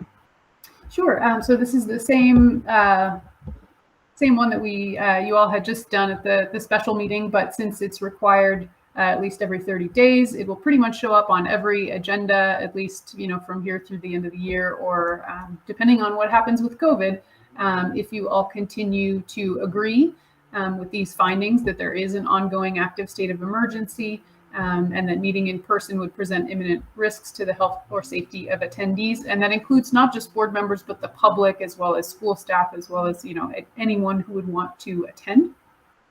And that the state of emergency directly impacts the ability of members to meet safely, if there is ongoing social distancing. And then you all, if you do agree, these are the findings that we would propose that you adopt as of today. And the last one being that this board should continue utilizing the flexibilities offered by Assembly Bill 361 and meet via teleconference for the next 30 days. Any questions of the staff? Okay, are there any members of the public that would like to speak on item 4.1? Do you have any members of the public, Liz? No? I don't see any. Okay, then I'll entertain a motion to make these findings. Tom moves. Second. Okay. Halverson, Siegel. Any further discussion? All those in favor say aye. Aye. Opposed? Okay, thank you. 4.2, special board meetings, and this also relates to 361. Liz, go ahead. Yes, so depending on how things go with COVID, we just want to ensure that we're prepared to meet that 30-day requirement if you all do continue to agree with those findings. And that would essentially be that the board would need to hold a special meeting at least every 30 days to continue to assess the ongoing situation with the pandemic and whether it is in the best interest to continue meeting via teleconference. So I have a sort of an example schedule of meetings here that incorporates the schedule of regular meetings. I'll try to make it a little bigger here for you. It's a little small on the screen. So we already have regular meetings scheduled for January 21st and 22nd, March 26th, and June 4th. So these other meetings in between that are not in brackets and italicized are the proposed special meetings or potential special meeting dates in order to meet the 30-day requirement to keep the flexibilities of Assembly Bill 361 in play for roads education. Obviously, this is subject to all of your schedules. So these are on Thursdays. In the past, the board has scheduled special meetings for Thursdays kind of frequently. So I thought that would be a good thing to do for the example schedule. But of course, whatever works with you all in your schedules, it is up to you. Any discussion? If you're looking at December, I would suggest the 9th. Me too. I can't do the 2nd. I believe Me either. Right. Let's do the 9th. Is 11 a.m. okay for people? Yes. Steve, I know you're running a business. Does 11 a.m. work for a half hour? I work 24/7. That's fine. So the 9th, the 6th, the 10th. We're talking about December the 9th? December the 9th. Yes. We would leave January 6th. Well, I think we can do that as we go along.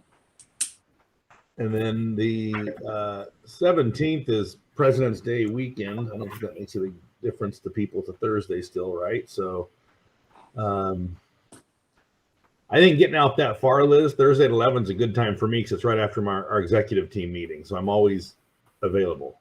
I don't ever schedule meetings at that time. So I think you're getting out pretty far after the 9th.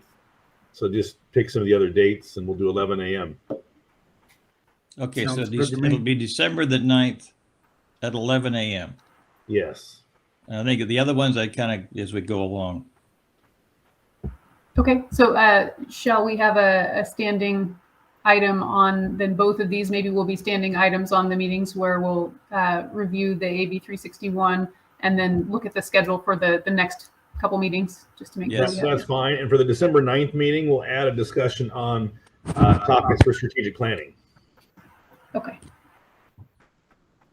But yes, I think we usually will pick the next 3 dates. That sounds good. So let's go with the 9th, the 6th, and then the, it would help me to have these out that far, and the 10th. Let's stop at that, and we'll have a rotating deal. Can you send out invites, Liz, please, for those 3 meetings? Yes, sir, I will. And is there action needed to adopt those schedules, or is that?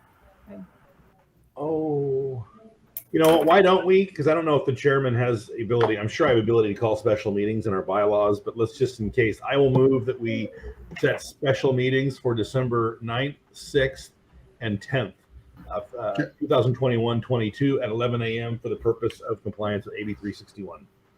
A second. Any discussion? Okay, all those in favor say aye. Aye.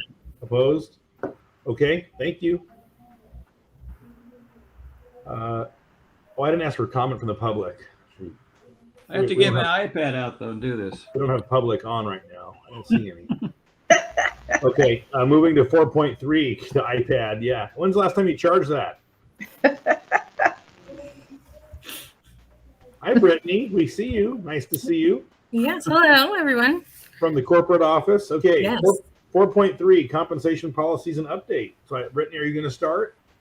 Okay, I am. Yes, Great. thank you. Okay, so this is an update to our. Sorry, go ahead. We're good. This is an update to our current compensation policy for the additional credential stipend. Due to recent changes in new positions, we've found that certain positions are supported by different types of teaching credentials than we had previously listed in the policy, and therefore we found that the current version is needing to be updated. Previously, the policy paid a stipend to full-time credentialed pivot employees who held more than one core credential, and then we were bringing an updated version to the board every time a new credential and position was identified as needing to be added. This newest version would allow the pivot admin to review and approve appropriate credentials on a case-by-case basis as the credential related to the qualifying position and duties. So it would eliminate the need to keep updating this every time there was a new one.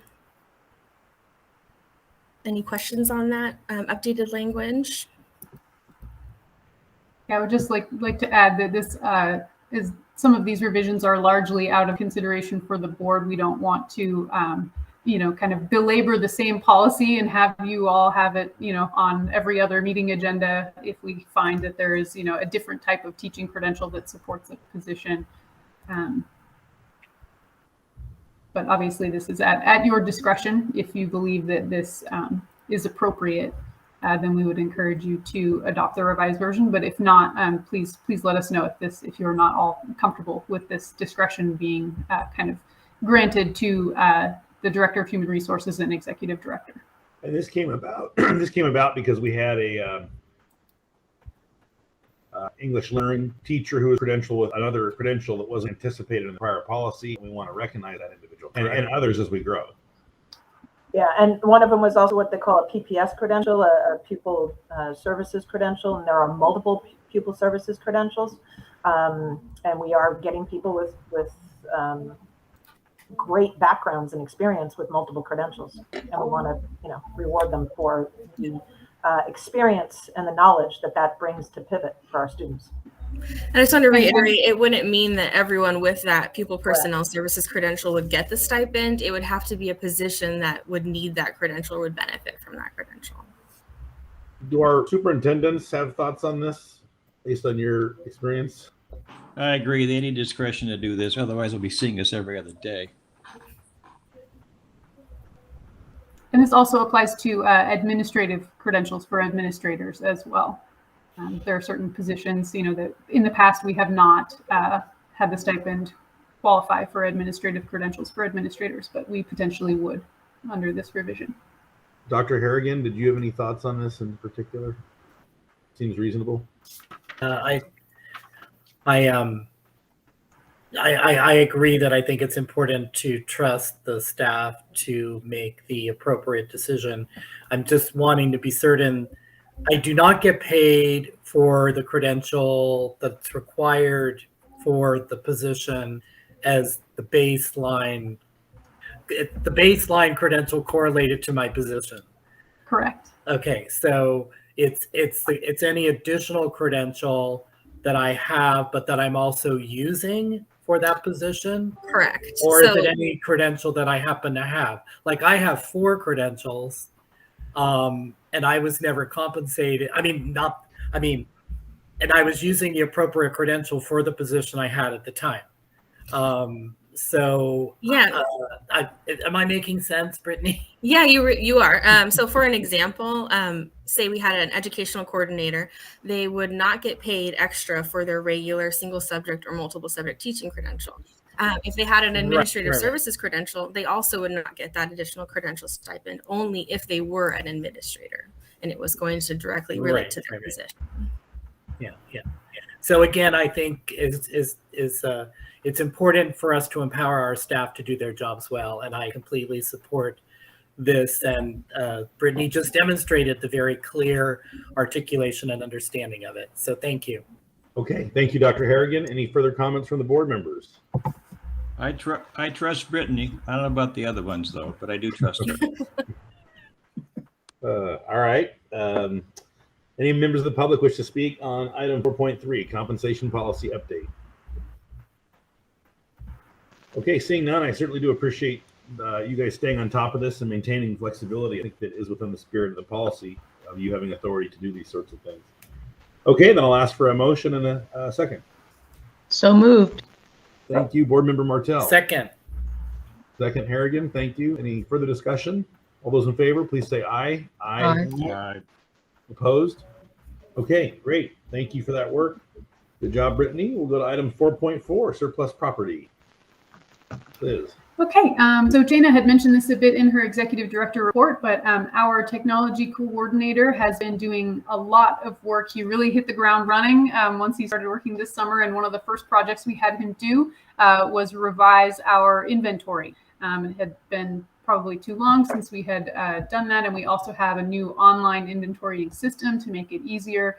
And in his inventory work, he discovered and set aside all of the equipment that's been accumulating over the past many years, which is beyond its useful life or broken or damaged, or just not really viable at this point.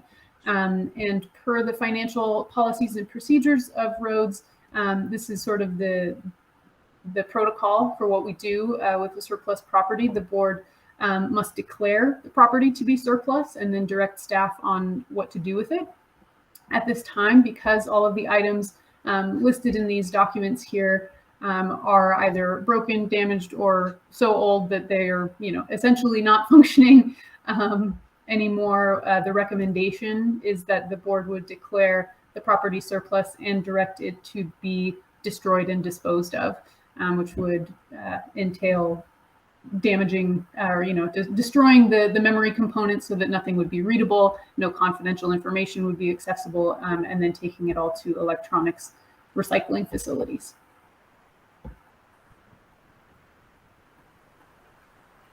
Okay, are there any questions of board members? And also one thing just to note, normally this would probably be a consent agenda item, but since this is the first time we've done it, we wanted to make sure we had a discussion so that everyone was aware. And if any questions came up, that we had an opportunity to discuss those. But in the future, if these show up, unless there are any objections, I believe it will be on consent. Is there a question? In light of all the semiconductor and chip shortages, I was starting to think e-waste might actually have some value. Have we looked into any of that? I'd heard that older computers for recycling of these chips and some of the materials in the past, you're right, they're e-waste or junked. Have we heard anything about that? That's a great question. I know in the past, sometimes the person disposing of equipment has had to pay to have it disposed of. So we have found some places that do free electronics recycling, so we don't have to pay them. But in light of the shortages that you mentioned, it may be possible that some of them are actually paying customers now. So we can look into that and see if there's a way that we could get some sort of value. I wouldn't spend hours of staff time, but I don't think it's out of the reach just to do a quick search of that to see. But yeah, I appreciate that we did used to have to pay for all these units, and maybe that's part of the deal. Thank you. Other comments? Okay, seeing none, the action is then to approve. What is the action here? What you want us to approve the disposal then? Is there? I don't see a resolution. It's just a board vote to approve disposal of these serial numbers or these items. Yes, I think so. The motion would be to declare all the property listed in these documents as surplus and direct school staff to dispose of it. Well, there was the motion. Is there a motion to Tom moves. The staff recommendation? Thank you. Second? Second. Thank you. Board Member Siegel. Any further discussion? Okay, all those in favor say aye. Aye. Aye. Opposed? Okay, thank you. Item 4.5, certification of signatures. Go ahead, Liz. Okay, so this is Galaxy. Yes, this is an annual item. You'll be familiar with this one. We do it every year around the same time in the fall. Riverside County Office of Education requires us to confirm those individuals who are authorized to sign off on things in Galaxy, such as accounts payable, warrants, checks, payroll, direct deposits, things like that. We are not proposing any changes. So the signatures required would be the same as in the past. Which would be myself and Jana Gaskell. And the form does require board action, and then the board members are also required to sign the form. So then I would work with each of you to obtain your signature. I believe electronic signatures are still acceptable this year. It actually looks like board member Halverson has to make some official declaration as the secretary of the board. That's pretty exciting. Yes, similar to a resolution, there is an attestation at the bottom where the board secretary affirms that the board took action on it and that the signatures are authorized by the board. Any discussion from board members? We'll be on the lookout for this. Any member of the public wish to comment on item 4.5? Seeing none, then I'll ask for a motion to approve the certification of signatures for Riverside County Office of Education. Move. So moved. Okay, Harrigan moves. Second, Halverson. Any further discussion? All those in favor say aye. Aye. Aye. Opposed? Okay, thank you. 4.6, Educator Effectiveness Block Grant. Here's another plan for you, Board Member Siegel. Yes. Great reading. Go ahead, Liz. All right. And so just to note, there is no action required on this item today. The action must be at a subsequent meeting, but we do have to present and discuss the plans. So we talked a little bit about it in the financial presentation. And Jana also mentioned the professional development survey that we just sent out. This is largely to help guide us, in providing professional development opportunities under this grant that serve the needs of our staff and spark their interest and apply to, areas that we have needs with our student populations and as well as our staff.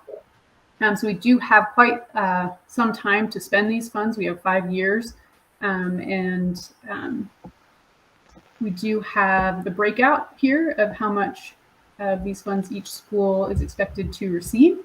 So it's definitely not an insignificant amount, even though it is spread over 5 years. But so far, we've received quite a few responses on the professional development survey, and lots of people are sharing really interesting and wonderful things. I've really enjoyed reading them so far, but learning which of our teachers are interested in pursuing administrative positions in their careers at some point in the future, or branching out into special education or counseling and things like that has been really wonderful to kind of learn how we can support individually our staff members in acquiring new skills that will help our students and help our organization as well, in addition to advancing their skill set and their professional growth. What does it pay for? I mean, if they want to do any of those things. So there are, bring up one of the plans here. There are 10 categories that the grant is eligible to cover. According to the California Department of Education's page, they've broken out the eligible categories into these 10. And we have proposed expenditures in the first 7. My question would be is, if I'm going for an administrative credential, who is it? They're paying for the credential, or what are they paying for? So if there is a cost associated with an administrative credential program, we can pay for example, some of the course costs. We have a policy in place currently for professional development where if someone is pursuing an additional credential and they need to take a course, for example, an instructional methods class, if they are currently a math teacher but also want to acquire a science credential, they often have to take a science instruction methods course.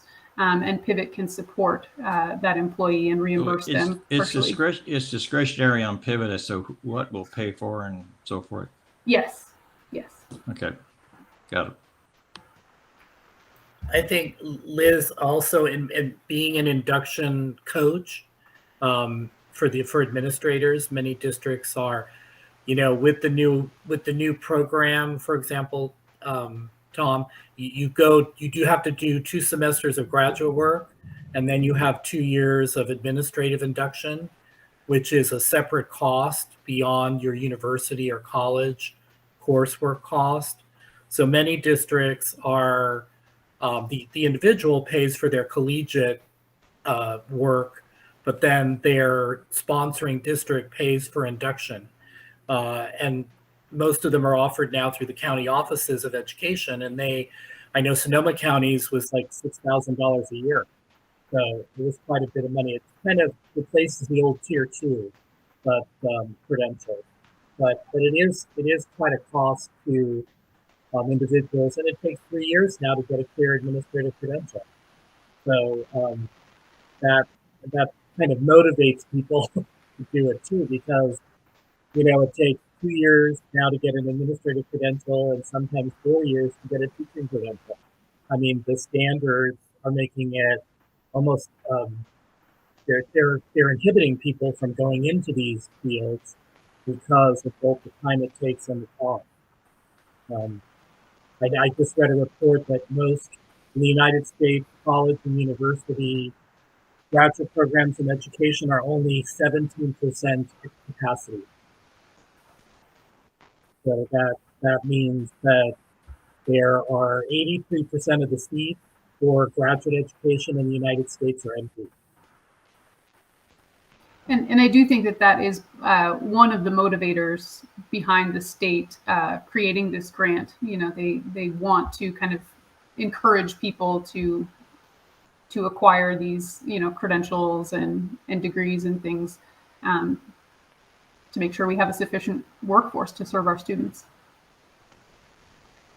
So induction costs are approved under this grant. The Category 1 also includes induction for beginning teachers and administrators. And we actually do have quite a substantial amount that we're estimating to spend in that category.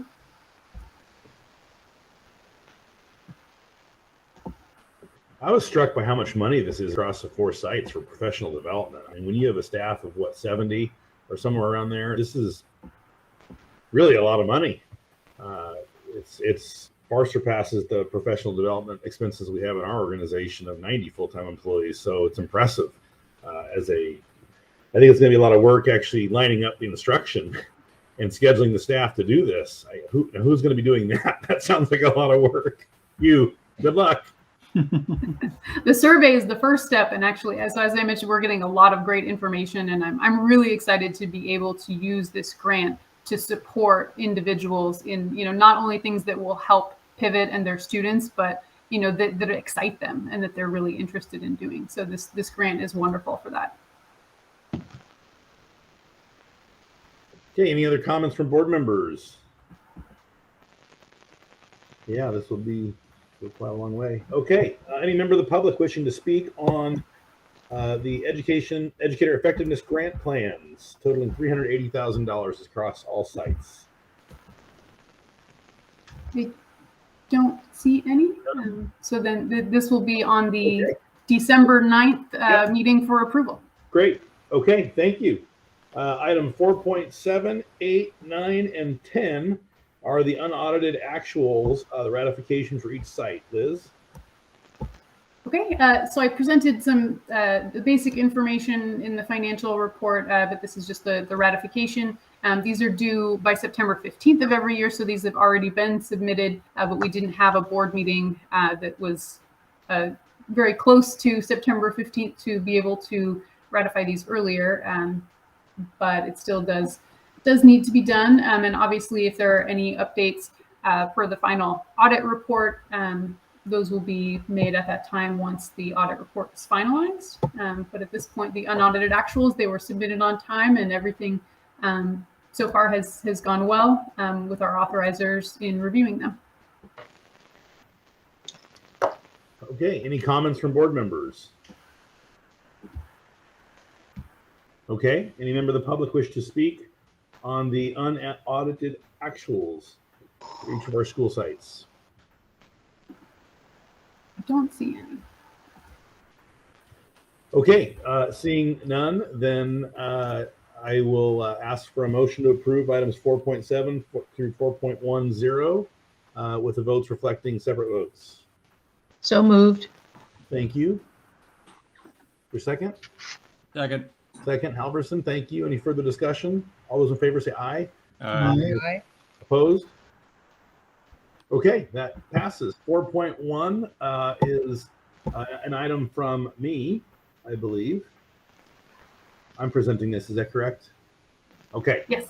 So I had asked board members as part of the evaluation of the executive director last summer, we had asked for an evaluation of the compensation survey of executive directors to inform us for potential further action. And so under the Ed Code, we do need to review this information under the public session. So you can see here that we took a look at several school administrators. And of those sampled, the average compensation package was approximately $201,200 with a base salary of $157,000. As you go through each of the specific, Charter Safe did a quick look through some of these.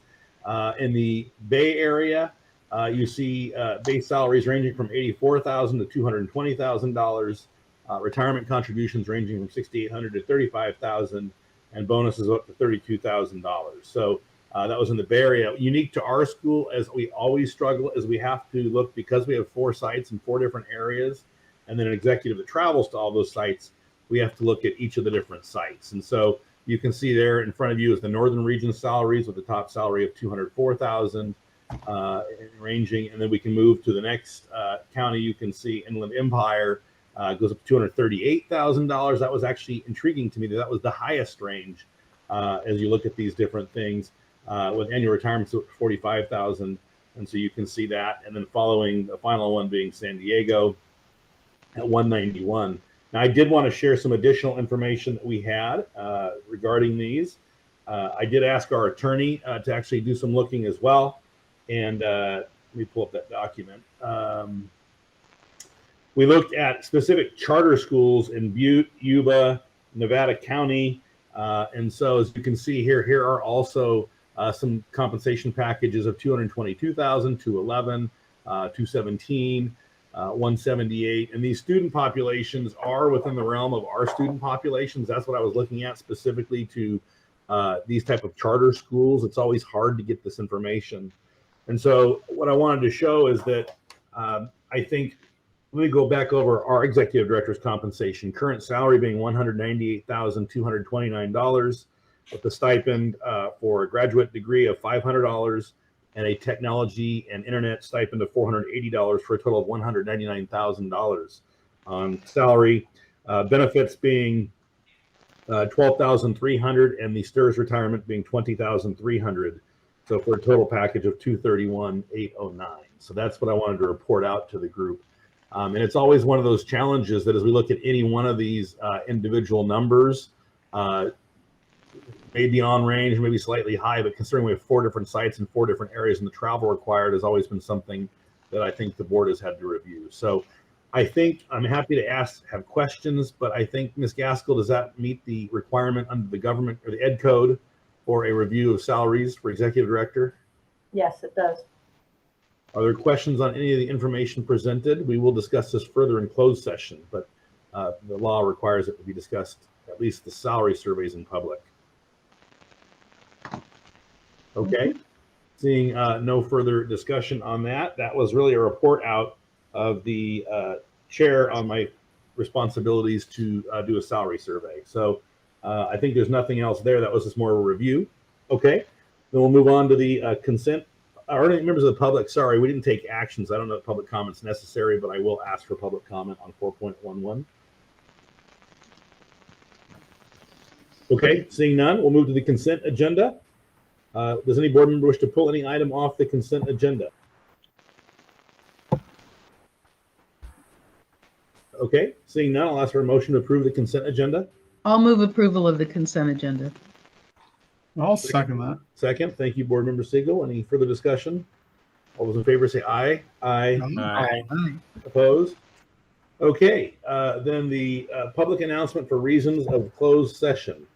We do have a continuance of the evaluation of the executive director and further discussion on compensation of the executive director that was requested of board members back at our meeting in June.